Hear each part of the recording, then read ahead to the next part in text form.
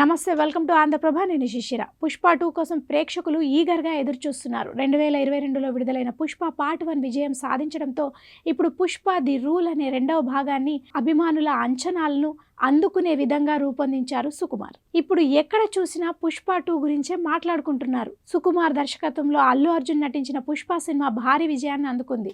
ఇప్పుడు పుష్ప 2 కోసం ప్రేక్షకులు ఈగర్గా ఎదురుచూస్తున్న విషయం తెలిసిందే. అల్లు అర్జున్ తో పాటు రష్మిక మందన, ఫాద్ ఫాజిల్, జగపతి బాబు, ధనుంజయ రావు, రమేష్, సునీల్ వంటి ప్రముఖులు కూడా నటిస్తున్నారు. పుష్ప 2 సినిమాకు మైత్రి మూవీ మేకర్స్ అత్యంత భారీ బడ్జెట్తో నిర్మించారు.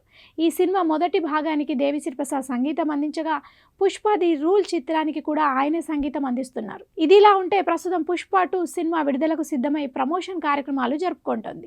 రీసెంట్ గా ముంబైలో జరిగిన ఈ సినిమా ప్రమోషన్ ఫంక్షన్ లో నటుడు అల్లు అర్జున్ చేసిన కామెంట్స్ సోషల్ మీడియాలో వైరల్ అవుతున్నాయి. ప్రస్తుతం పుష్ప 2 విడుదలకు సిద్ధంగా ఉంది. డిసెంబర్ 5న ఈ సినిమా గ్రాండ్ గా విడుదల కానుంది. ఈ సినిమా ప్రమోషన్ చాలా చోట్ల జరుగుతోంది.